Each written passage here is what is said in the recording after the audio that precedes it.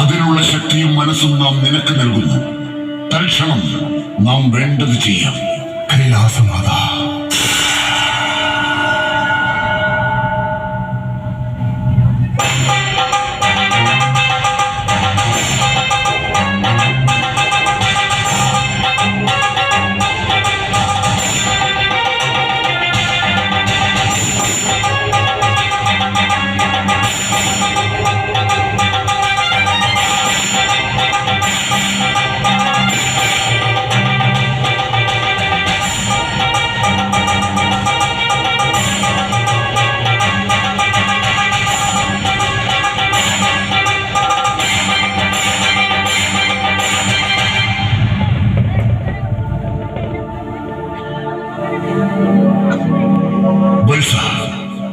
എന്റെ കർണത്തിൽ നിന്നും പിറവികൊണ്ട നിനക്ക് നാം ഖണ്ഡാകർണൻ എന്ന് പേരിട്ടിരിക്കുന്നു.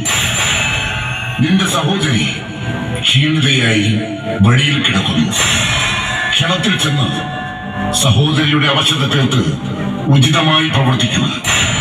ഉടൻ തന്നെ പുറപ്പെട്ട് കർത്തവ്യം നിർവഹിച്ചാലും.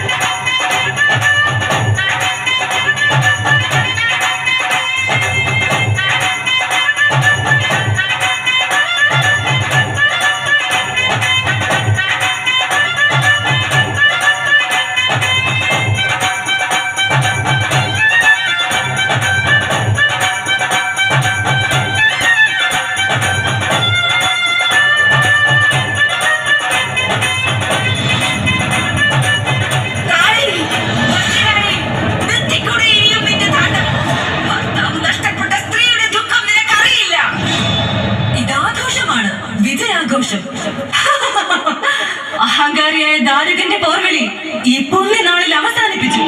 നീ ആര് നമ്മുടെ മാർഗം മുടക്കാൻ? കൈലാസത്തിൽ തപസ്സനുഷ്ഠിച്ച് പരമശിവനിൽ നിന്നും വരം സിദ്ധിച്ചു വരികയാണ് ഞാൻ, മനോദരി.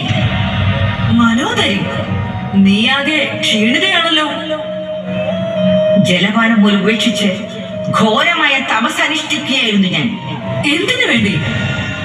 എന്റെ പ്രാണനാഥന്റെ ജീവനെടുക്കാൻ ശിവപുത്രിയായി ഭദ്രകാളി ജന്മം കൊണ്ടെന്ന് നാം മനസ്സിലാക്കി. മായാസുരന്റെ പുത്രിയുടെ ബുദ്ധിശക്തിയെ നാം മനസ്സിലാക്കുന്നു. എന്തു നേടാനാണ് വരം സിദ്ധിച്ചത്? നിന്റെ കയ്യിലെ ശിരസ് എന്റെ പ്രാണനാഥന്റേതാണ്.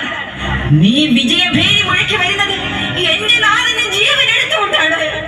ഞങ്ങളുടെ ഘോഷയാത്രയ്ക്ക് തടസ്സം നിന്നാൽ ഛേദിച്ചു കളയുക. ബുദ്ധിശൂന്യനായ നീ എന്നെ ഒന്നും ചെയ്യില്ല. അനുഗ്രഹാശിസുകളാൽ സന്തുഷ്ടയാണ് എന്റെ മനസ്സും ശരീരവും. പ്രതികാരദാഹിയായി മാറി എന്റെ മുന്നിൽ നിന്ന് മാറുന്നതാണ് നിനക്ക് നല്ലത്. നന്മയുടെ മൂർത്തിമത് ഭാവമായ ശ്രീ ഭദ്രകാളിയുടെ അനുയായിയാണ് ഞാൻ. നിന്റെ ഉദ്ദേശം അറിയിച്ചാലും.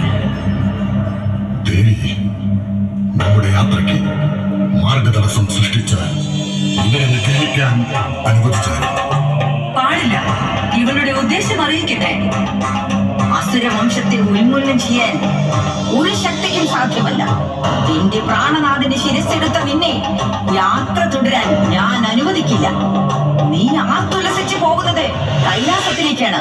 നിന്റെ യാത്ര ലക്ഷ്യം കാണില്ല എന്ന് ഞാൻ പറഞ്ഞ് നീ അത് അംഗീകരിക്കുമോ? നിന്റെ നാഥന്റെ ശിരസ്സെടുത്ത് ആർത്തുലസിക്കുന്നുവെങ്കിൽ തക്ക കാരണവും കാണും. മാർഗ തടസ്സം സൃഷ്ടിക്കാതെ വഴിമാറുന്നതാണ് നിനക്ക് നല്ലത്. ദേവലോകത്തെ സ്വസ്ഥതയും സമാധാനവും അസുരന്മാർ ഇല്ലാതാക്കുന്നു. ബ്രഹ്മാവിൽ നിന്നും വരം സിദ്ധിച്ച നിന്റെ നാഥൻ ദാരുകാസുരന്റെ അഹങ്കാരം കൊണ്ട് ദുഷ്പ്രവർത്തികൾ ചെയ്തു കൂട്ടുകയാണ്. ദേവലോകത്തിലെ സദ്ഗുണ സമ്പന്നയായ നീ എന്നെ വിധവയാക്കിയ, അനാഥയാക്കിയ ദേവലോകത്തിനും ദേവിക്കും ഭൂഷണമാണോ ഈ പ്രവൃത്തി?